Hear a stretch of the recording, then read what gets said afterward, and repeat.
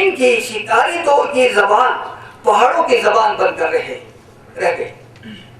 آج تمام ماہرین السنہ میری طرح یہ کہنے میں متفق ہیں اس زبان کا زبانوں کے کسی گروہ سے کوئی رشتہ نہیں۔ علامہ غلام الدین غلام حنظائی کا ایک نارسا ناتواں بے آسرا زبان میں قرآن کریم کا ترجمہ کرنا ایک مہا کارنامہ ہے۔ عربی ایک بڑے سرمایہ کی علمی دینی ادبی زبان ہے اور پروشش کی مرگ و زیست کی حسکیاں لے رہی ہے۔ اس کے ماخذ اور منابع اور ذخیرہ الفاظ کیا ہوں گے؟ اس زبان میں قرآن پاک کا باماورہ پروشش کی میں ترجمہ ایک معجزہ سے کم نہیں۔ یہ کام عالمانہ بصیرت اور فضیلت لگن اور لگاؤ کے بغیر ممکن دکھائی نہیں دیتا۔ ان حوالوں سے الباعث غلام الدین غلام حنظائی کا ترجمہ قرآن ایک عمدہ اور منفرد کوشش ہے۔ اللہ تعالیٰ انہیں جزائے خیر دے۔ میں نے تقریر لکھتے ہوئے یہ کہا تھا کہ پروشش کی زبان قرآن پاک کے ترجمے کا لبادہ اوڑھ کر مرگ سے بچ گئی ہے، اور یہی میرا اب بھی نقطہ نظر ہے کہ پروشش کی اب جی سکے گی۔ میرے غلام الدین غلام حنظائی سے ویرانہ علمی مراسم رہے ہیں۔ میری ان سے پہلی ملاقات 1966 میں ان کے گاؤں التد میں ہوئی، جہاں میں تعلیمی دورے پر تھا۔ میں نے ان کے مکتب کا معائنہ کیا، ان کی تدریس کا جائزہ بھی لیا۔ ان کو علامہ اقبال کی نظم ٹہنی پر کسی شجر کی طرح بلبل تھا کوئی اداس بیٹھا پڑھاتے دیکھا۔ وہ اردو ترجمے کے ساتھ ساتھ پروشش کی ترجمہ بھی پیش کر رہے تھے۔ شول ٹہنی کے لیے شول استعمال کیا، یاد رکھا وہ ابھی تک یاد رکھا۔ تدریس کے اختتام پر میں نے طلباء کے اکتساب کا جائزہ لیا اور اسے متاثر کن پایا۔ ان کی کتاب نور الشر پر میں اس پہلے ایک تقریر لکھ چکا ہوں۔ اللہ تعالیٰ انہیں برکتیں عطا کرے، آمین۔ میں انہیں اپنے دل کی گہرائیوں سے مبارکباد پیش کرتا ہوں۔ قرآن پاک کی کمپوزنگ تنظیم ترتیب میں مجاہد حسین داوش نے جو کام کیا ہے میں نے تفصیلی پڑھا ہے۔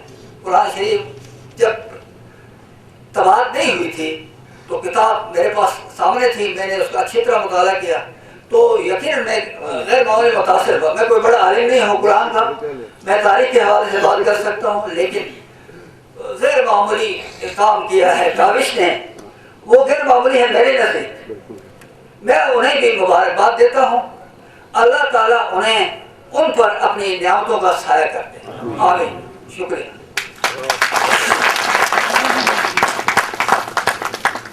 بہت بہت شکریہ پروفیسر عثمان علی صاحب۔ مقررین سے میری گزارش ہے کہ مغرب کا ٹائم بہت قریب ہے اور ہمارے پاس مقررین کی تعداد کافی ہے۔ ہم چاہتے تھے کہ ہمارے درمیان بہت اچھی شخصیات، علمی ادبی اور سیاسی شخصیات موجود ہیں، ہم ان سب کی آراء لیتے اس حوالے سے، لیکن وقت کی کمی کی وجہ سے ہم معذرت خواہ ہیں کہ آپ سب کو ہم ٹائم نہیں دے سکے۔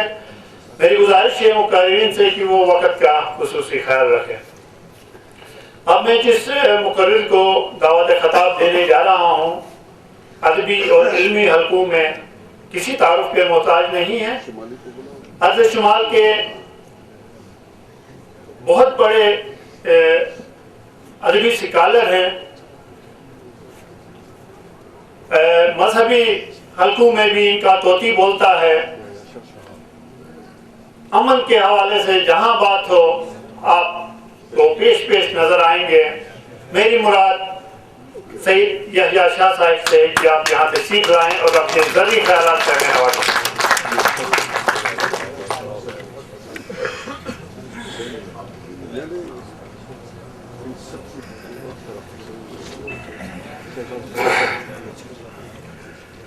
اعوذ باللہ من الشیطان الرجیم، بسم اللہ الرحمن الرحیم۔ الحمد لله الذي علم بالقلم علم الإنسان ما لم يعلم وصلى الله على محمد وآله وسلم أما بعد قوله الحق بسم الله الرحمن الرحيم إنا نحن نزلنا الذكر وإنا له لحافظون صدق الله العلي العظيم صاحب صدر میر محفل علماء کرام اور حاضرین ذوی الاحترام، کافی باتیں اس سے پہلے ہوئی، آپ نے ان بابصیرت تقاریر اور گفتگو کو آپ نے سن لیا۔ میں صرف اس حوالے سے عرض کروں گا کہ قرآن پر چونکہ ہم مسلکی ثقافت زدہ ہیں، ہم اپنے مسلک سے باہر ہماری تربیت نہیں ہوئی ہے، تو مسلکی تربیت میں مناظرانہ زیادہ خیالات ہوتے ہیں۔ میں نے زندگی میں مناظروں کی بہت سی کتابیں پڑھی ہیں، ہر فرقے کی، اور ان کی کوشش یہ اب تک رہی ہے کہ اپنے کو قرآن کے اس پر یعنی اعتقاد اپنا جم کے دکھانا، دوسروں کو کا اعتقاد مشکوک ثابت کرنا، تاکہ اپنے اس کے بالادستی ہو جائے اور دوسرے مسالک کی راہ نہ دے۔ تو میں آپ سے عرض کروں، یہ جو آیہ شریفہ خداوند عالم نے مجھے تلاوت کا یہاں شرف بخشا، اس کا ترجمہ وہ یہی ہے کہ اللہ تعالیٰ کہتا ہے کہ میں نے اس قرآن کو نازل کیا اور اس کی حفاظت کرنے والا میں خود ہوں۔ تو اب اللہ تعالیٰ جس کتاب کی حفاظت کرتا ہو تو اس کو تحریف ہونے کا الزام میرے خیال میں لگ ہو گیا۔ اب رہی بات، میں آپ سے یہ عرض کروں، چونکہ ایک دوسروں کے عقائد کے خلاف ہمارے ذہنوں میں ہم مشکوک ہیں ایک دوسرے کے خلاف، یہ ایک سچی بات ہے، یا آپ مانیں یا نہ مانیں۔ وہ اس کی وجہ بھی میں نے آپ کو بتا دی۔ ہم نے اسلام کے پلیٹ فارم کو بہت کم دیکھا، بلکہ دیکھا ہی نہیں، بلکہ مسلکی پلیٹ فارم کے ذریعے ہماری تربیت ہوئی ہے، وہی ذہن ہے، وہی سوچ ہے۔ اب میں آپ کو دعوت فکر دیتا ہوں کہ اس آیہ شریفہ کا ترجمہ پریس آنے سے پہلے کے زمانے میں جو قرآن ہے تمام دنیا کی لائبریریوں میں ہے۔ مسلمان ممالک سے آپ مشکوک ہیں، چھوڑ لیں، میں ان کا نام نہیں لیتا ہوں۔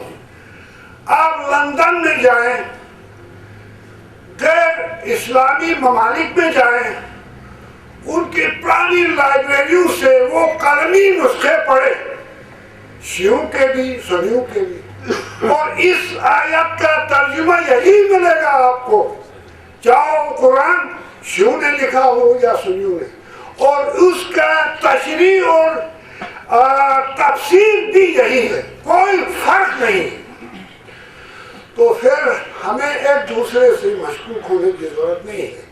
تو قرآن پر ایمان یہ شرط ہے کہ اس میں نہ لفظ کم نہ لفظ زیادہ، نہ ایک حرف کم نہ ایک حرف زیادہ، مکمل جو دفعتوں کے بیچ میں ہے، دو جلدوں کے بیچ میں، یہی قرآن مکمل ہے۔ اور تبھی تو اللہ نے کہا کہ میں نے نعمت جو ہے وہ تمام کر دی۔ اگر قرآن مکمل نہ ہو تو تمام ہو نہیں سکتی ہے، تو لہذا یہ مکمل قرآن ہے اور یہ قیامت تک ہمارے ساتھ ہے۔ ہر مسلمان کا یہی ایمان ہے۔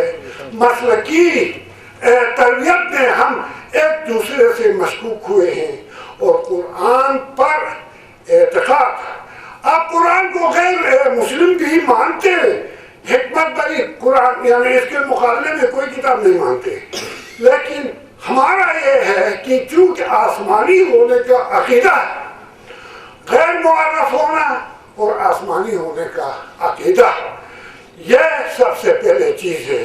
تو میں دعویٰ سے کہتا ہوں تمام مسلمانوں کو کہ آپ تحقیق کریں قرآن پر، مکمل اتفاق ہے 72 فرقوں کا، یا 72 ہے یا کم ہے زیادہ ہے، سب کا اتفاق ہے۔ یہ میرا مطالعہ ہے، تحقیق ہے، اور آپ بھی کریں، انشاءاللہ اسی نتیجے پہ پہنچیں گے۔ تو بس اس قرآن پر عقیدے کا شک و شبہ وقت کے تقاضوں کو پورا نہیں کرتا ہے۔ اگر قرآن ہی ہمیں نہ ملا سکے، یہ بھی مشکوک ہو، تو کون سی چیز ہمیں ملائے گا؟ یہی ایک اثاثہ ہے اور کوئی بھی نہیں ہے سوائے ایک قرآن کے۔ آپ کے پاس کوئی ہے اثاثہ کہ جو ہم جمع ہو جائیں، اس کو بھی اگر متنازع بنا دیں، اس پر بھی ایمان متزلزل ہو، اس پر بھی ایک دوسرے کو شک کی نگاہ سے دیکھیں، تو ہم کبھی ایک نہیں ہو سکتے۔ ایک ہونا شرط یہ ہے کہ قرآن پر ہمارا مکمل اعتقاد ہے اور سارے مسلمانوں کا یہی عقیدہ ہے۔ ایک دوسرے سے شکوک و شبہات جو ہے یہ وقت سے ہم آہنگ نہیں، یہ مسلکی تبلیغ کا نتیجہ ہے۔ تو لہذا ان کو ہمیں بھول کر قرآن پر ہمیں ایک ہونا پڑے گا۔ جب عقیدے کے بارے میں ہم ایک ہو گئے تو دوسری بات، بسم اللہ الرحمن الرحیم، یا ایھا الذین آمنوا استجیبوا للہ وللرسول اذا دعاکم لما یحییکم۔ تو اللہ اور رسول، قرآن کہتا ہے اللہ اور رسول اے ایمان والو تمہیں دعوت دیتے ہیں اسلام کی طرف، قرآن کی طرف۔ جب تم ان پر اس پر عمل کرو گے تو وہ تمہیں زندگی بخشیں گے۔ تو زندگی کے معنی ہیں قرآن پر عمل۔ قرآن پر عمل نہیں، وہ زندگی نہیں قرآن کے الفاظ میں، وہ زندگی حرام کی زندگی ہے، وہ کوئی زندگی نہیں، وہ بہائم کی زندگی ہے۔ زندگی قرآن مشروع کرتا ہے، عمل بالاسلام بالقرآن پر۔ تو لہذا ہمیں چاہیے یہ کہ قائم قرآنی تعلیمات کو ہم مشعل راہ بنائیں، اور امن جرگے کا ایک ہمارا اب گول ہے، وہ یہ مشترکات پہ ہم عمل کریں گے۔ مسلک کی اس پلیٹ فارم سے ہٹ کر ایک مشترک پلیٹ فارم علمی اور ہر شعبات میں ہمارے مشترک پلیٹ فارم ہوں گے، جس پر انشاءاللہ ہم کام کریں گے۔ یہ جو غلط فہمیاں ہیں ان کو دور کرنے کی ہم آپ کے تعاون سے آگے بڑھیں گے اور کامیاب ہو جائیں گے۔ تو دوسری گزارش یہ ہے، جہاں تک بروشس کی بات بتائیں گے، آپ بروشس کی ادب کے کون سے سکالر ہیں جو علامہ صاحب کے ترجمے کو تصدیق کر کے مہر لگایا ہے؟ تو میں بھی مہر لگاؤں۔ میں خود ایک جملہ پڑھ نہیں سکتا ہوں، یہ ایسا ایک ترجمہ ہے کہ جو مترجم کے بغیر یہ کوئی پڑھے گا بھی نہیں۔ وجہ یہ ہے کہ اس زبان کو رواج دیا نہیں گیا ہے۔ ٹھیک ہے قاعدے لکھے گئے ہیں، 3-4 قاعدے بھی ہیں، ان کو جب تک ہم رواج نہ دیں، پڑھنا رواج دے کر اس کو سکولوں میں مکتبوں میں چھوٹوں بچوں کو پڑھا کے اس کو روانی ان کو منتقل نہ کریں، تو یہ ایک کتاب ہے۔ اور دوسری بات یہ ہے، قرآن کی بھی ایک خدمت ہے، وہ خدمت یہ ہے جس طرح جو آیت میں نے آپ سے تلاوت کی، اس میں یہی ہے کہ اللہ حفاظت کرنے والا خود کہتا ہے، وہ کم اس لیے کہ قرآن کا پھیلاؤ اور پھر لاکھوں لوگوں کا سالانہ قرآن کے حافظ سالانہ پیدا ہوتے ہیں، حفظ کرتے ہیں، اس کے ساتھ ساتھ چھپ جاتے ہیں، کم سے کم یہ اس کے نسخے 500 چھپے ہوں گے۔ تو مطلب قرآن کے تحفظ میں علامہ صاحب کی مساعی جو ہے شامل ہے۔ اس لحاظ سے باقی علامہ صاحب آپ نے تو کیا، لیکن یہ सोचिए अब आप पर और मजीद जिम्मेदारी आ गई। जिम्मेदारी ये आ गई कि पुरुष इसकी को रिवाज दे देगा। इसके दिए बगैर आप पहले आदमी होंगे जो इसको पढ़ा समझा, दूसरा आदमी आपको नहीं मिलेगा। तो लिहाजा अब आप पर जिम्मेदारी आ गई। तो पुरुष कौम को मैं अपील करूंगा कि इस जबान को वैसे जिस तरह अभी ये संस्कृत है, यह जबान दुनिया में मालूम है लेकिन किताबों में जिंदा है। तो किताबों में सिर्फ ये अल्लामा नहीं, नसीरुद्दीन हुंदाई अल्लामा ने उन्होंने वो लिखी है किताब लुगत भी और ये तर्जुमा भी, दोनों में कहता हूँ तावत इन्होंने दवाम बख्शा है, इस जबान को दवाम बख्शा है और खासकर कुरान के साये में। तो ये कहाँ जाए, ये जबान जिंदा रहेगी किताबों के अंदर। संस्कृत की बोलने वाला कोई नहीं होगा, लेकिन बोलने वाले अगर आप पैदा करें तो आपकी बड़ी बड़ी मेहरबानी होगी। तो बाकी रहा यही क्या कम है, कुरान का एजाज, कुरान के नाम पे आप इतने मुसलमान नार्थ के चीदा गरीब यहाँ आप जमा हैं और सुनने के लिए तैयार हैं। इससे ज्यादा और क्या यानी मौजूदा हो सकता है कुरान का। तो ये हम सबको कुरान पर अकीदा और उसके बाद अमल की अल्लाह ताला तौफीक दे दे। और अल्लामा पर फर्ज आयद होता है कि पुरुष कौम को लेकर पुरुष को रिवाज देकर बड़ी मेहरबानी फरमाए, वरना ये कुरान के अंदर छुप के किनारे में रह जाएगी।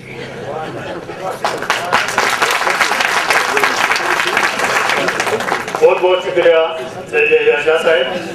सामईन मोहतरम, अब आपके सामने एक और इल्मी शख्सियत, किसी तारुफ के मोहताज नहीं, उसको बुलाने जा रहा हूँ। आप हल्के अरबाब ज़ोर गिलगित के सदर हैं, प्रोफेसर मोहम्मद अमीन ज़िया साहब। हम आप सब के लिए किसी तारुफ के मोहताज नहीं, कई किताबों के मुसन्निफ हैं। उनके दो शेर की मैं दस्तार फजीलत चाहता हूँ। वो कहते हैं तुम्हारा सर नहीं है, सभी मोमिन है मेरे दीन हक में, कोई मुशरिक कोई काफर नहीं है। सी बातें हैं जनाब मोहम्मद अमीन ज़िया। औज़ु बिल्लाहि मिनश शैतानिर रजीम, बिस्मिल्लाहिर्रहमानिर्रहीम। मोअज़्ज़ज़ मोहतरम मसनद नशीना ने चबूतरे आलिया, मोअज़्ज़ज़ आमीन इकराम,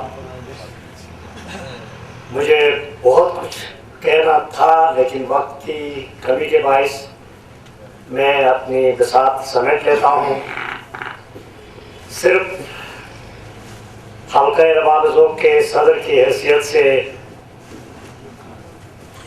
अलवाइज मोहतरम गुलामुद्दीन हुंदाई साहब को उनकी काविश की मुबारकबाद देने के लिए यहाँ आया हूँ और अपने हल्के की तरफ से दिली मुबारकबाद पेश करता हूँ और दुआगो हूँ कि इनकी ये कोशिश बराबर साबित हो। और जैसे आगा यहया साहब ने कहा कि जुबान किताब तक महदूद है, ऐसा ना हो बल्कि आवाम तक फैल जाए, मेरी दुआ ये है। दूसरी बात बहुत अजीब सी बात है, अलवाई साहब ने अपनी शफाअत और अपनी बख्शिश का सामान तो कर लिया। मुझसे कल पूछा जाएगा तो मैं अल्लाह से कहूँगा अल्लाह मेरे पास तुम्हारे सुनाने कोई कुरान और कलाम नहीं आया था। खरिकता साहब भी जैसे कह रहे हैं अल्लाह का कलाम सुनाना नहीं था तो मैं नहीं समझा, मेरे लिए तो कुछ होगा। इन्होंने अपनी बख्शिश का सामान फराहम कर लिया, लेकिन ब्रुशस की कौम के लिए कोई मुश्किल वक्त आ पड़ा है। ब्रुशस की कौम अब ये नहीं कह सकेगी कि हमारे पास कुरान मजीद नहीं आया था। अल्लाह के सामने जवाब दे होगी। अलवाई साहब वो सामान फराहम कर चुके हैं, ब्रुशस की में कलामुल्लाह मौजूद है। आपसे सवाल किया जाएगा, ए ब्रुश कौम, क्या तुमने कुरान मजीद पे अमल किया? वो नहीं कह सकेंगे कि हमारे पास कलामुल्लाह नहीं था। सुना वाले खारिकतार की तरह कह सकेंगे हमारे पास सुना में कलाम मौजूद नहीं था।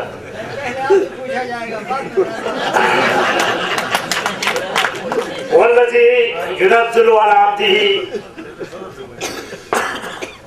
بسم اللہ الرحمن الرحیم والذی ينزل على عبده آیات بینات لیخرجکم من الظلمات الى النور ان اللہ رؤوف الرحیم ان اللہ بکم لرؤوف الرحیم. تو اللہ چیدہ چیدہ بندوں کو منتخب کرتا ہے ہدایت اور روشنی اور نور کی منزل کی جانب رہنمائی کے لیے. جسے چاہتا ہے اسے نور کا راستہ دکھا دیتا ہے اور اسے ظلمات سے بچا لیتا ہے. وہ بہت شفیق مہربان اور بہت انسانوں پر رحم کرنے والا ہے. تو یہ ایسی شخصیات جو اتنے بڑے کارناموں اور مارکوں میں ہاتھ ڈالنے کی جرات کرتی ہیں وہ ایسی ہی شخصیات ہوتی ہیں جنہیں اللہ منتخب کر چکا ہوتا ہے. تو اللہ کی داد اور اللہ کی مرضی شامل حال تھی الوائز غلام الدین غلام صاحب کے ساتھ. انہیں یہ اعزاز ملا کہ انہوں نے قرآن کریم کا برشسکی میں ترجمہ کیا.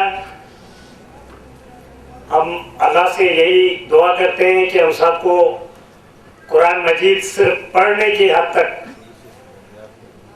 محدود نہ رکھے بلکہ اس پر تعقل تدبر اور غور و فکر اور سوچ بچار کرنے کی توفیق دے. اسے عملاً ہم اپنی ایک انسانی کیٹلاگ سمجھیں. اس کو ہم کتاب اللہ کو اپنی بیڈ بک بنائیں, کتاب اللہ کو تاجر کی کتاب میں بنائیں, اس کو اپنے سرانے کی کتاب بنا لیں. جب ضرورت پڑے اسے اٹھا کر پڑھ لیں اور اس سے ہدایت پا لیں. جب تک یہ نہیں ہوگا مسلمانوں کے درمیان جیسے یحییٰ صاحب نے کہا اتفاق اور اتحاد کا ہونا مشکل ہے, قائم ہونا مشکل ہے. یہ واحد کتاب ہے جو مسلمانوں کی یکجائی کا باعث ہے. کعبۃ اللہ ہے, مسلمانوں کی یکجائی کا باعث ہے. حضور رسول اللہ صلی اللہ علیہ وسلم کی ذات مبارکہ مسلمانوں کی یکجائی کا باعث ہے. ایسی باتیں ہیں جو مسلمانوں میں اتحاد کا باعث ہو سکتی ہیں. لیکن اتنے سارے اتحاد کی باتوں کی موجودگی کے باوجود وہ بار بار ہمارے جنرل سیکرٹری جمشید دکھی صاحب یہ کہتے ہیں کیا زمانے میں پنپنے کی یہی باتیں ہیں کہ محمد سے وفا وہ کیا ہے منفعت ایک ہے اس قوم کا. قرآن بھی ایک ہی, سب کا نبی, دین بھی, ایمان بھی ایک, حرم پاک بھی, اللہ بھی, قرآن بھی ایک. کچھ بڑی بات تھی ہوتے جو مسلمان بھی ایک, فرقہ بندی ہے کہیں اور کہیں ذاتیں ہیں. کیا زمانے میں پنپنے کی یہی باتیں ہیں. اللہ ہمیں اس منافرت سے نجات دے اور مسلمانوں کو اتحاد اور اتفاق کی توفیق عطا فرمائے. ایک بار پھر اب تبریک پیش کرتا ہوں حلقہ راغزوق کے اراکین کی جانب سے اور اپنی جانب سے, اور آپ کی دراز عمر کے لیے دعا ہو.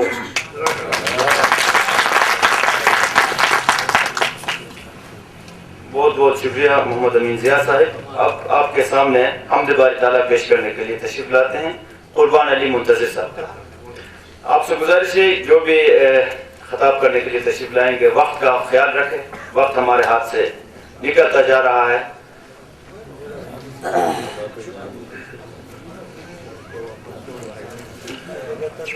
بسم اللہ الرحمن الرحیم. سب سے پہلے میں اپنی جانب سے جناب غلام الدین حمزائی صاحب کو دل کی تہ گہرائیوں سے مبارکباد پیش کرتا ہوں, اور مجھے ان کے حمدیہ کلام کے چند اشعار سنانے کا حکم ملا تھا جس کی سعادت پہلے ہی علامہ عباس نسیم حاصل کر چکے. میں دو اشعار آپ کی خدمت میں پیش کروں گا. اے خالق ہر دوسرا کوئی نہیں تیرے سوا, یکتا ہے ذات کبریا کوئی نہیں تیرے سوا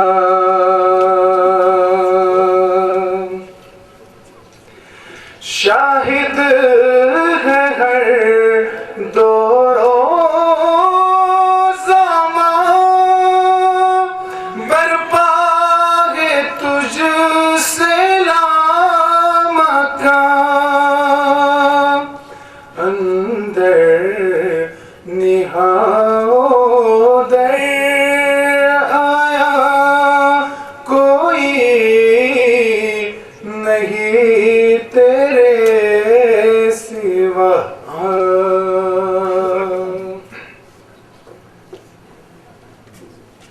چاہتے ہیں تجھ سے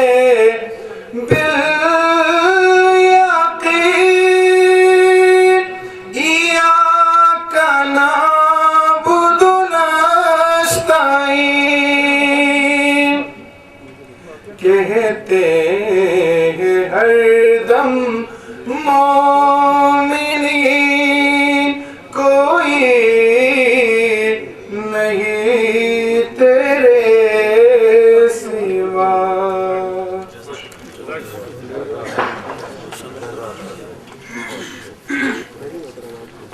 جزاک اللہ. کوئی 2 دن پہلے کسی محفل میں مولانا عطا اللہ شہاب صاحب کے ساتھ بیٹھنے کا شرف حاصل ہوا. وہ مثال دے رہے تھے اسلام کے مختلف فرقوں کو پھولوں سے اور ان کے رنگوں سے، لیکن وہ مثال اپنی جگہ میں مجھے ایسا محسوس ہوا کہ وہ اپنی ذات میں خود پھول ہیں اور خوشبو بکھیرتے ہیں. اب مجھے یہ سعادت حاصل ہو رہی ہے کہ میں ان کو دعوت دوں کہ وہ اپنا خوشبو اس محفل میں بکھیر دیں. مولانا عطا اللہ شہاب صاحب.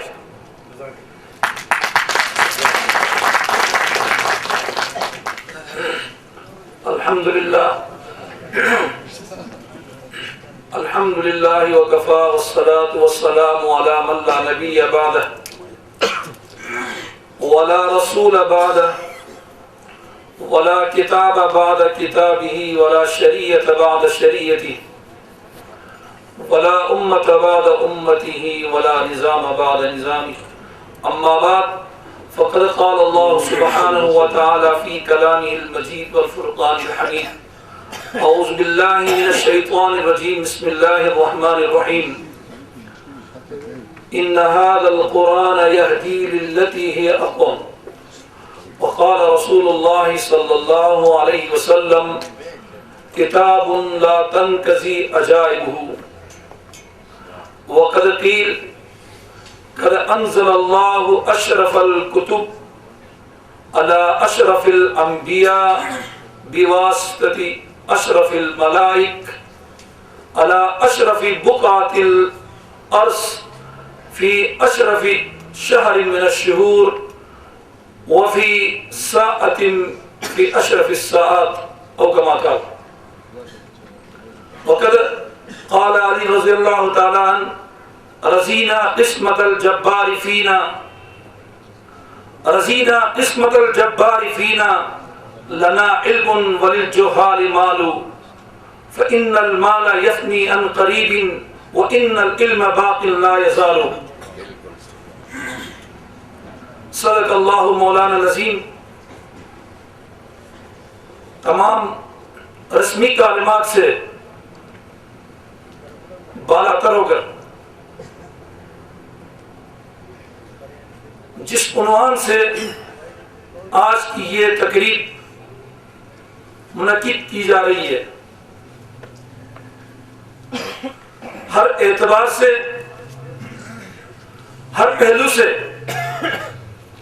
اور ہر جہت سے نہ صرف یہ کہ قابل تعریف ہے، بلکہ اس دھرتی میں بسنے والے دیگر طبقات کے لیے قابل تکلیف بھی ہے.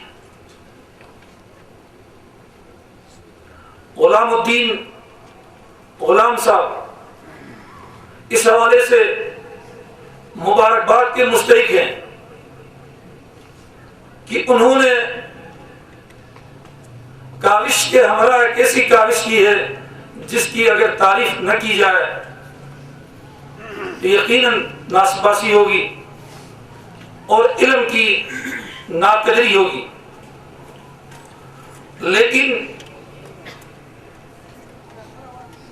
مسئلے کو صرف تعریف اور مدحی کلمات کے گرد ہی گھمانا یہ اس سے قدر مشکل کام ہوگا. تعریف اس کوشش کی جو قرآن کے فہم کو عام کرنے کے لیے کی گئی. تعریف اس سعی اور جدوجہد کی جو کلام ربانی کو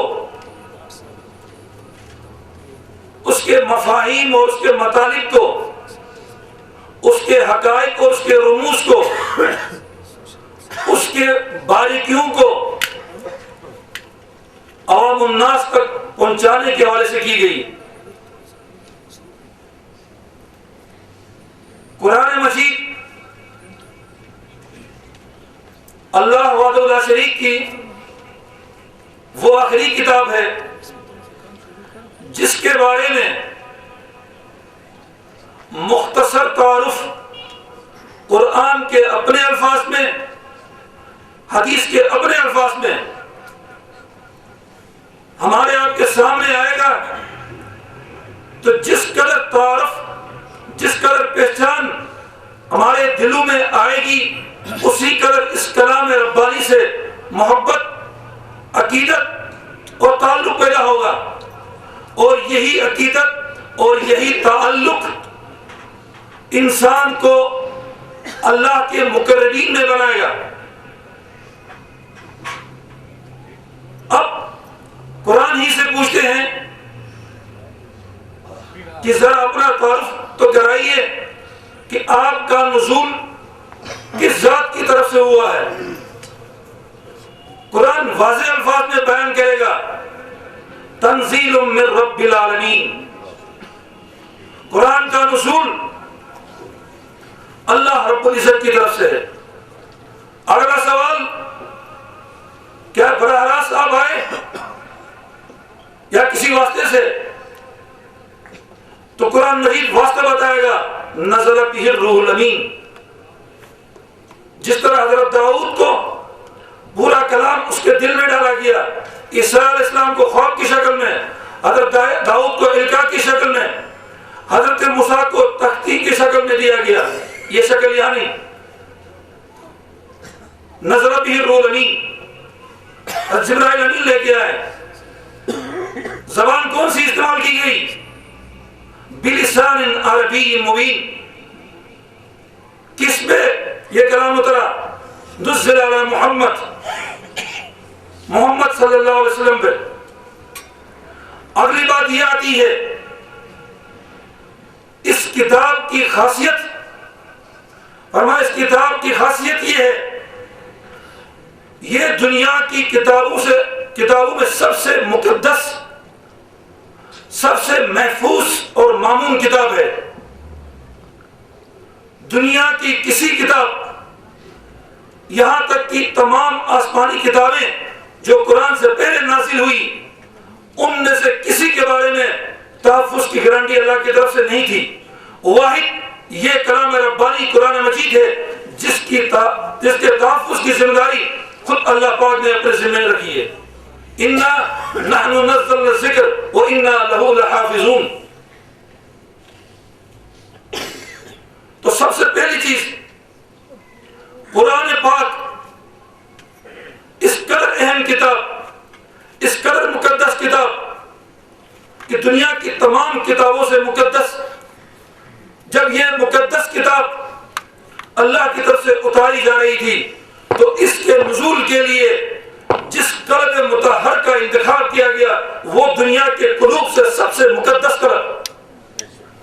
زمین کے جس گوشے کا انتخاب کیا گیا، زمین کا وہ گوشہ دنیا کی تمام اراضی سے مقدس. اس کلام کو دنیا تک لانے کے لیے جس فرشتے کا انتخاب کیا گیا وہ فرشتہ تمام فرشتوں سے مقدس اور افضل. وہ مہینہ تمام مہینوں سے افضل، مہینے کی جس گھڑی اور جس ساعت میں اس کا نزول ہوا وہ گھڑی اور وہ ساعت تمام گھڑیوں سے اور تمام ساعت سے افضل۔ قرآن پاک کا یہ نزول روایات میں آتا ہے، اس کا نزول جب لوح محفوظ سے آسمانی دنیا پر اس کا نزول ہوا تو 30 پارے من و ان پورا کا پورا ایک ساتھ اتارا گیا۔ حدیث کے روایات میں آتا ہے ایک ایک لفظ، ایک ایک حرف کو آسمان پر اس طرح لکھ کر لایا گیا کہ اس حرف کا ایک سرا آسمان کے ایک جانب اور دوسرا سرا دوسرے جانب تھا۔ اتنے بڑے حروف کی شکل میں قرآن مجید کو آسمانی دنیا پر لایا گیا۔ حفاظت کے طور پر وقت کی قلت کی لحاظ سے میں مثالوں کو مختصر کرنا چاہتا ہوں۔ قرآن مجید کے تحفظ کے خاطر جس طرح بڑے حروف میں قرآن مجید لایا گیا، اسی طرح حضرت اسرافیل کو حضرت جبرائیل کے ہمراہ کر دیا گیا اور حضرت اسرافیل کے پیشانی پر پورا قرآن الحمد سے والناس تک پورا اس پر ثبت کیا گیا تاکہ اگر کہیں بھولو تو اس کے ذریعے اس کا بھی تحفظ کیا جا سکے۔ اور یہ کتاب، یہ کلام جب دنیا میں آتا ہے تو عرب کا وہ معاشرہ، عرب کی وہ سوسائٹی جہاں انسانی اقدار کا کوئی تعارف، کوئی خیال نہیں رکھا جاتا تھا، اس کلام نے آ کر ان کو بدل دیا، اور پھر بدل بھی ایسا دیا ان کو رہتی دنیا تک کے لیے معیار بنا کے چھوڑا۔ اور یہی کلام اللہ رب العزت بھی فرماتے ہیں، اور کلام کے بارے میں اللہ کے رسول کا بھی ارشاد ہے ان اللہ یرفع ھذا الکتاب اقواما ویذر به آخرین، کہ اللہ پاک اس کلام مقدس کے ذریعے بہت سے لوگوں کو سر بلند کریں گے، سرفراز فرمائیں گے، دنیا میں ان کو امتیازی شان سے نوازیں گے، اور بہت سارے ایسے ہوں گے کہ ان کے قرآن کے ذریعے اللہ ان کو ذلیل کرے گا۔ جب عرب کی سوسائٹی پر یہ قرآن اترا، جس طرح کی سوسائٹی، جس طرح کا ماحول اور جس طرح کا معاشرہ تھا، کلام نے آ کر 23 سالوں کے اندر ان کے اندر کو، ان کی روحانیت کو، ان کے ظاہر کو، ان کی انفرادیت کو، ان کی اجتماعی شکل کو جس انداز میں بدل دیا، قرآن مجید نے پھر اس کا نقشہ پورا کھینچا۔ قاری مظفر الدین شاہ صاحب نے شروع تلاوت کے اندر آیات پڑھی، اِذْ كُنْتُمْ أَعْدَاءً، قرآن کے نزول سے پہلے تم آپس میں دشمن تھے، معمولی باتوں پر سالہ سال تک لڑنا ان کی فطرت اور ان کی عادت ثانیہ بن چکی تھی۔ قرآن آیا تو ان کے دلوں کو جس طرح جوڑا، فَأَلَّفَ بَيْنَ قُلُوبِكُمْ، تمہارے دلوں میں اللہ نے اس کلام کے ذریعے الفت پیدا کر دی۔ فَأَصْبَحْتُمْ بِنِعْمَتِهِ إِخْوَانًا، پھر اسی نعمت خداوندی قرآن کے ذریعے تم بھائی بن گئے۔ الْيَوْمَ أَكْمَلْتُ لَكُمْ دِينَكُمْ وَرَضِيتُ لَكُمُ الْإِسْلَامَ دِينًا، اور فرمایا کہ یہاں پر قرآن کو اللہ نے نعمت کرا دیا دین کو۔ فَأَصْبَحْتُمْ بِنِعْمَتِهِ إِخْوَانًا، اور اس قرآن جو نعمت خداوندی ہے اس کے ذریعے تم بھائی بنے۔ اور جب یہ کلام جو عرب معاشرے کو اپنی لپیٹ میں لیتا گیا، اب الزامات کی بوچھاڑ، تنقید کا ایک طویل سلسلہ شروع ہوا۔ قرآن مجید نے ان کی تمام تنقیدوں کا جواب بھی دیا، تمام سوالوں کے جو مناسب تھے ان کے جواب بھی دیے، اور اگلا پیغام بھی دیا۔ صرف بحث و مباحثہ، صرف ڈیبیٹ کی چیز یا صرف ڈسکشن کی حد تک نہیں، بلکہ یہ تو کتاب ہدایت تھی۔ ان کے سوالات کے تسلی بخش جواب دینے کے ساتھ ساتھ ان کو مستقبل کی زندگی سے روشناس کرانا، آشنا بھی کرانا تھا۔ ایک اعتراض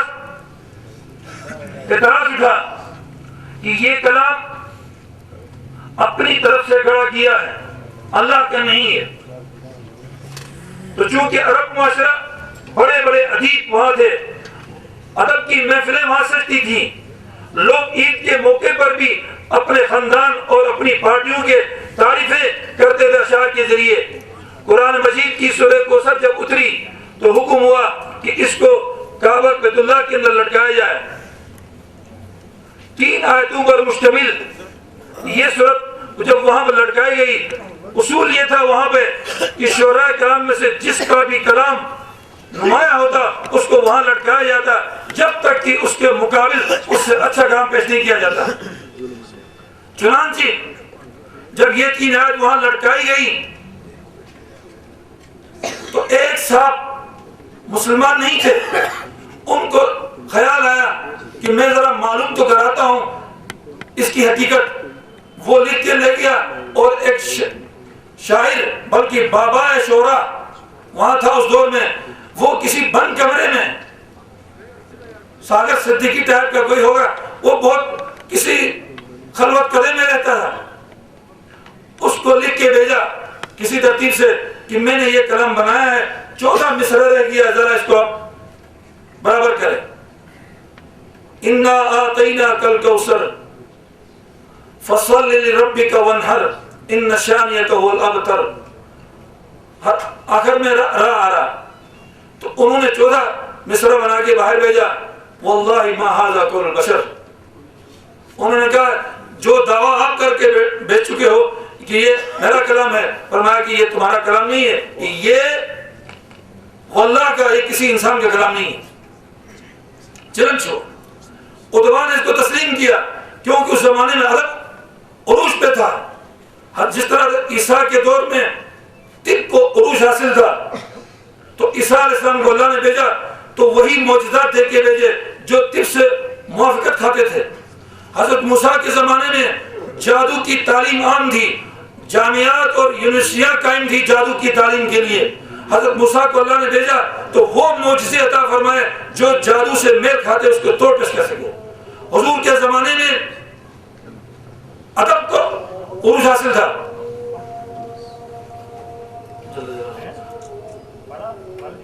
اور حضور پاک صلی اللہ علیہ وسلم کو جو معجزہ عطا کیا اللہ پاک نے قرآن کی شکل میں، وہ ادبی دنیا میں تسلیم کیا گیا، چونکہ قرآن صرف ایک ادبی کتاب نہیں ہے کہ صرف ادبی حوالے سے وہ رائے کافی ہو، لیکن ادب کے لحاظ سے وہ تمام معیارات جو عرب کی دنیا کے اندر عربی زبان کے لیے مقرر کیے گئے تھے، قرآن مجید ان تمام معیارات سے بلند ہے، بلکہ جب قرآن آیا تو اس نے عربی عرب کا معیار ہی تبدیل کیا، بتایا گیا آئندہ جو بھی کلام عرب اس نیش میں آئے گا وہی معتبر ہوگا، اس سے ہٹ جائے گا معتبر نہیں ہوگا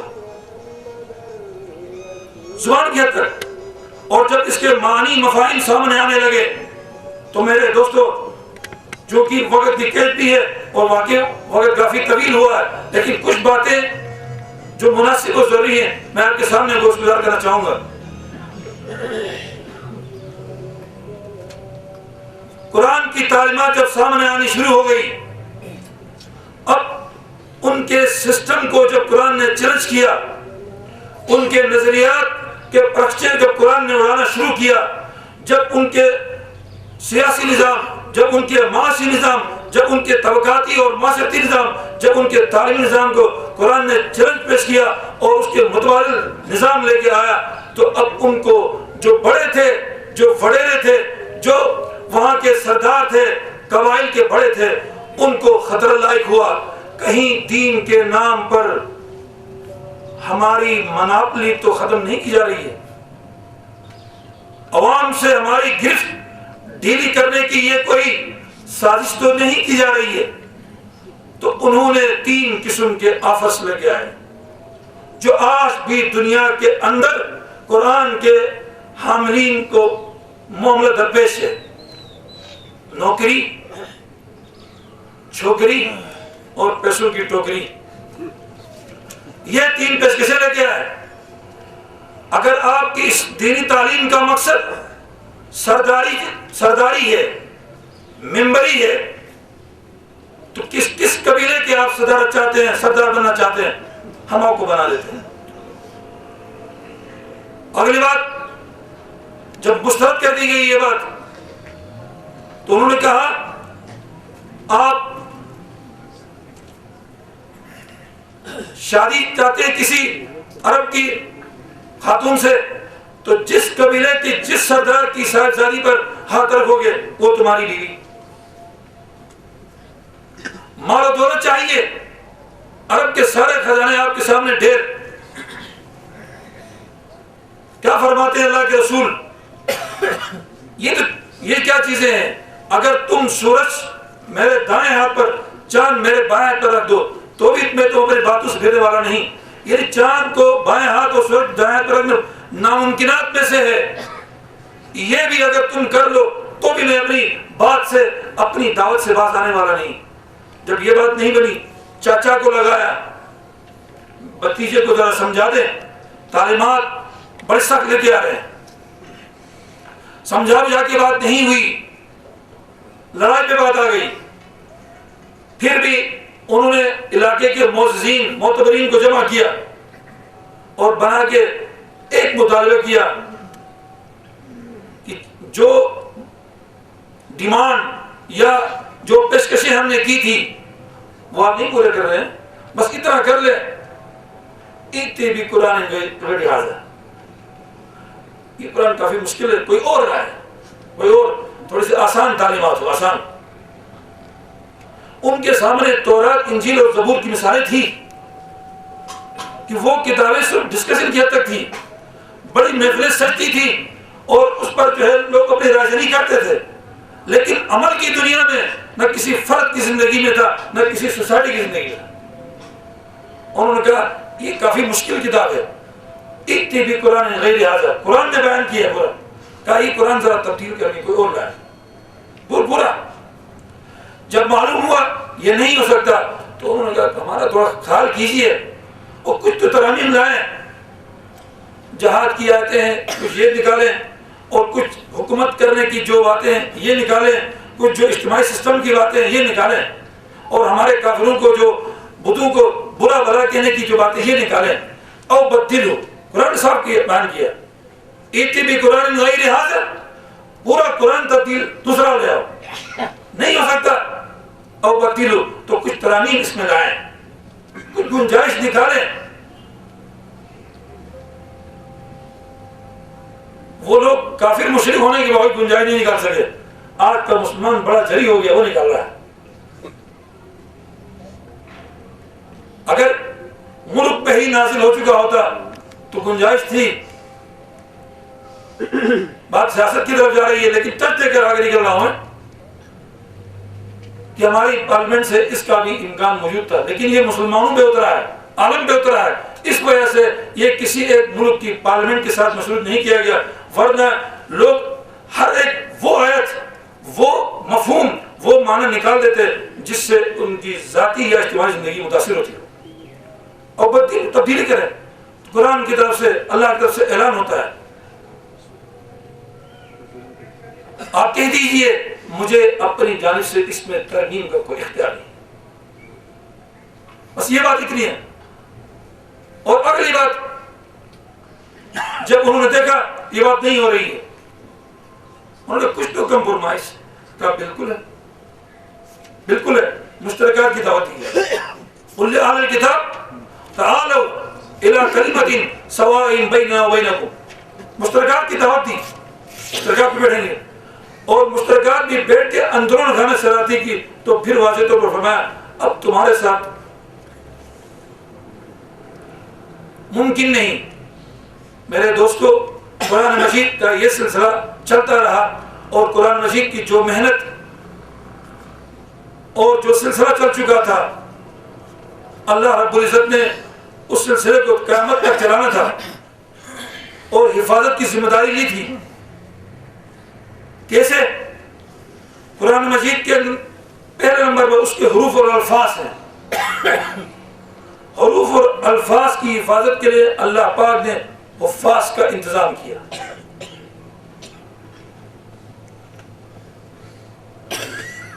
اس وقت پاکستان کے اندر وفاق المدارس کی بات کرتا ہوں، پیسے تھے ان کے نمائندے کے. پچھلے 5 سالوں میں 3,80,000 حافظ قرآن پیدا ہوئے ہیں، مستند جن کو وفاق ڈگری جاری کر چکا، اور کتنے وفاقہائے مختلف انہوں نے کوشش کی ہوں گی۔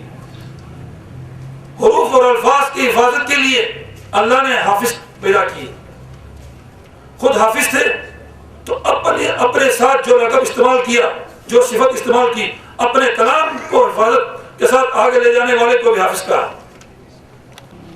میرے دوستو، خوشی کی بات ہے، اعزاز کی بات ہے کہ آج قرآن کے حوالے سے یہ نشست منعقد کی گئی۔ سید یحییٰ صاحب بجا فرماتے ہیں کہ قرآن ہی ہے جو ہمیں اور آپ کو جوڑ رہا ہے، یہی وہ چیز ہے جو ہمارے اور آپ کے درمیان قربتوں کا، آپس میں مل جلنے کا اور ایک دوسرے کے ساتھ باہمی ربط پیدا کرنے کا باعث ہے۔ اگر اسے بھی مشکوک بنا دیں گے تو یہ قربتیں مشکوک، یہ مجلسیں مشکوک، اور اگر ظاہر طور پر بیٹھکیں ہوں گی تو تحسبہم جمیعا وقلوبہم شتیٰ، قرآن نے منظر پیش کیا کہ تم ان کو ایک سمجھو گے، دل اندر سے علیحدہ رہ جائے، وہ منظر ہوگا۔ اس لیے قرآن مجید ہی کو اپنے درمیان واسطہ بنائیں اور اپنے درمیان ربط کی چیز بنائیں اور اسی کی تعلیمات سے مستفید ہو کر آگے بڑھیں، تو یقیناً ہمارے درمیان محبت بھی بڑھے گی، تعلق بھی بڑھے گا، اور ایک دوسرے کے درمیان جو نفرتیں ہیں وہ نفرتیں بڑھیں گی۔ اگرچہ مسلکوں یا فرقوں میں بٹنا فی نفسی کوئی بری بات نہیں ہے، لیکن فرقے میں اس طرح بٹنا کہ اپنی فرقے کی تعلیمات پر تو آدمی عمل پیرا نہ ہو، دوسرے کے فرقے کی تعلیمات کو وہ تنقید کا نشانہ بنائے، یہ غلط بات ہے۔ ہمارے یہاں پر جو سلسلہ مروج ہے وہ یہ ہے کہ اپنے فرقے کی تعلیمات سے بے خبر دوسرے کی فرقے کی تعلیمات کو ہم نشانزد کر کے تنقید کرتے ہیں، اس سے فرقواریت رہتی ہے۔ اختلاف حسن کا باعث ہے، اختلاف سے امت کو فائدہ ملتا ہے، اختلاف سے امت کے مختلف مزاج لوگوں کو عمل کرنے کے لیے راہیں کھلتی ہیں، لیکن جب اختلاف امت میں انتشار کا باعث ہو، اختلاف آپس میں لڑائی کا باعث ہو، فرقواریت کا باعث ہو، جان مال اور عزت کو خراب کرنے کا باعث ہو، ظاہر بات ہے اس اختلاف کو کسی مذہب میں، کسی کتاب میں، کسی دنیا کی کسی کے قوم کے اندر اس کو پسندیدگی کی نگاہ سے نہیں دیکھا گیا۔ اور پھر غلام الدین غلام صاحب نے جو کام کیا، یقیناً انہوں نے ایک ایسا کام کیا ہے، بسا اوقات اس دردی کے اندر رہتے ہوئے خیال آتا ہے کہ پچھلے چند دنوں سے ایک تذبذب کی، ذہنی تذبذب کی کیفیت میں گزر رہے تھے، ایک زہریلی گفتگو کا سامنے کرنا پڑا، اس کا جس انداز میں آج تریاق آیا ہے، یقیناً یہ قابل تعریف ہے۔ اگرچہ تفسیر کے حوالے سے میں کچھ بحیثیت طالب علم ایک بار گزارش کر کے اجازت چاہوں گا۔ قرآن پاک سب کے لیے ہدایت کا باعث ہے، لیکن قرآن نے ہدایت کے لیے کیٹیگریز بنایا ہے۔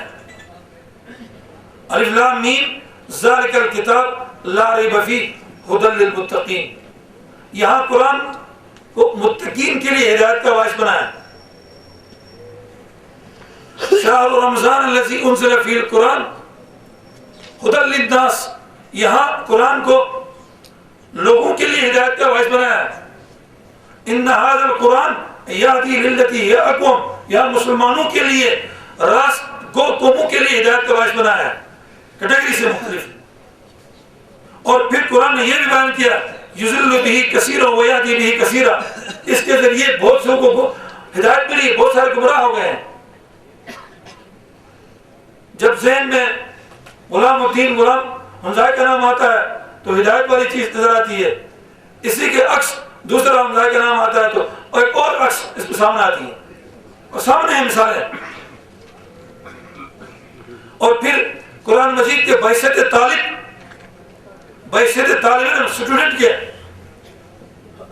قرآن مجید چونکہ پڑھنے کے لحاظ سے سمجھنے کے لحاظ سے سب مسلمانوں کو، سب انسانوں کو لازم ہے کہ سمجھے، لیکن یہ بات طے ہے کہ قرآن مجید کی تفسیر، قرآن کے ترجمے اور قرآن کے مطالب بیان کرنے کے لیے اور زبانوں کے علاوہ عربی زبان پر بھی نظر، اس کے قواعد اور ضوابط پر نظر، گرامر پر نظر، یہ ضروری ہے۔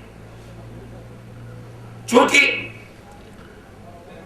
غلام الدین غلام صاحب نے کلام پاک کا جو ترجمہ کیا ہے، بروشس کی زبان سے ہم نابلد ہیں، اور نابلد بھی اس حد تک کہ مکمل نابلد ہے۔ کل جب یہ ان کے بڑے صاحبزادے مجیب صاحب نے ہمیں یہ عنایت کیا تو الفاظ کو جوڑ کر کچھ سمجھنے کی کوشش کی، کچھ بلا اور کچھ الفاظ جو عام طور پر ہمارے ہاں مروج سے سمجھ میں آتے ہیں، کچھ اور گرامر دے کے سمجھنے کی کوشش کی، لیکن چونکہ متن کی جس طریقے سے یعنی وہ تصدیق ہوئی اور پھر ایک اچھی کوشش بھی ہوئی، لیکن ترجمے کے لحاظ سے چونکہ نہ ہم فی الحال اتنا وقت تھا کہ ہم اس کو سمجھ سکے، اور زبان کی عدم شناسائی کی وجہ سے بھی ہم نہیں سمجھ سکے، لیکن دل میں خواہش ہے یا تو براہ راست محترم غلام الدین صاحب سے ہی ہم استفادہ کریں گے کہ تھوڑا ٹائم دے دیں، کم از کم یہ ترجمہ ہمیں سمجھا دیں، اس لیے کہ جہاں انہوں نے کلام پاک کے حوالے سے اپنی گفتگو ذکر کی ہے، اپنے دل کے کلمات لکھے ہیں، وہاں پر کن تراجم سے، قرآن مجید کے کن تراجم سے آپ نے استفادہ کیا ہے، اس کا حوالہ نہیں ہے۔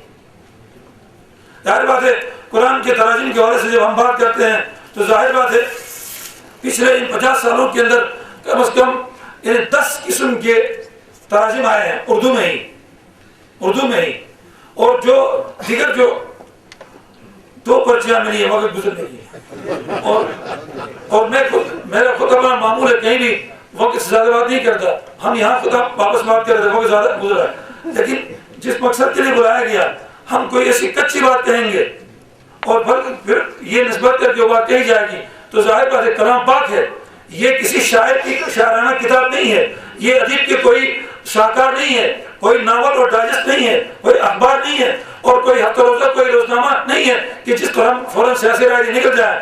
یہ تو ایسی کتاب ہے کہ ڈر رہے ہیں ہم کہیں رائے دیتے ہوئے وہ تو منزل پا جائے اور ہم بڑھاتے رہ جائیں۔ یہ کتاب ایسی ہے یہاں تو لا یاتیہ الباطل من بین یدیہ ولا من خلفہ، کہ اس پر ایک بھی باطل نہ آگے سے نہ پیچھے سے آ سکتا ہے۔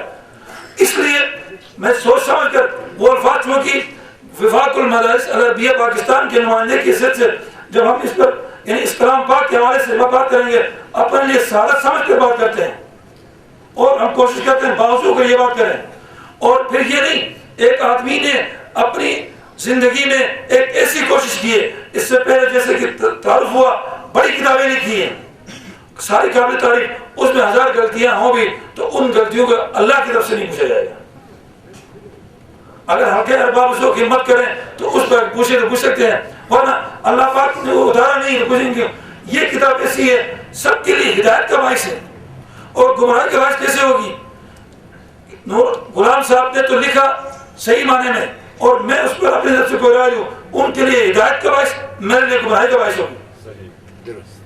تو اس وجہ سے وقت کے حوالے سے جو سٹیج پر تشریف فرما جو اکابر ہیں ان سے بھی آپ سب سے بھی، لیکن مسئلہ جب حساس ہو تو کچھ باتیں اس حوالے سے کہ بعد میں کوئی تشنی کی بعد میں کوئی ایسی بات رہ جائے مناسب نہیں سمجھتا، تو اس وجہ سے اس کے معذرت کے ساتھ میں انتہا شوق میں گھبرا کے پی گیا والی بات ہے کہ میں ذرا احتیاط کے باوجود بھی وقت ہاتھ سے نکلا، آزانی بھی ہو گئی، مغرب کی نماز کا وقت بھی نکل رہا ہے، لیکن میں اپنی بات کو سمیٹتے ہوئے اس بات پر آؤں گا کہ بروشس کی زبان میں قرآن کا ترجمہ بروشس کی زبان کے لیے احساس ہے، یعنی یہ تو ایک بات ہے، یہ قرآن کا معجزہ ہے کہ یہ بروشس کی زبان میں کھپ رہا ہے۔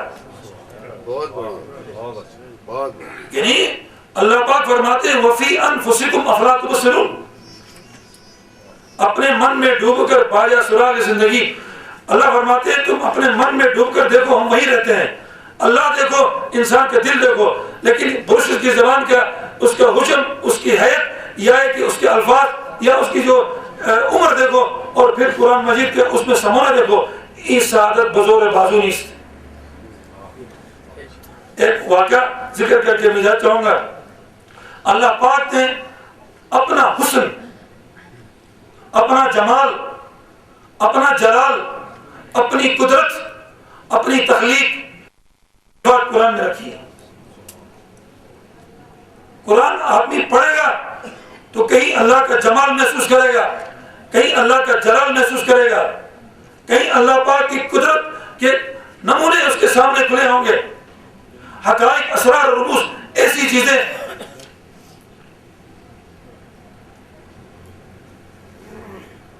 ہندوستان میں بڑے مشاعرے ہوتے تھے، اردو زبان آئی وہیں سے۔ ایک ایرانی شاعر وہاں آئے، ان سے مانوس ہو گئے، اور جب دیکھا کہ یہ لوگ بڑے پائے کے ادیب شاعر ہیں اور فارسی اور اردو پر، اس پر فارسی میں زیادہ کلام ہوتا تھا، فارسی پر ان کی گرفت اور فارسی کے حوالے سے ان کا ذوق دیکھا، تو انہوں نے آزمانے کے لیے ایک شعر کہا،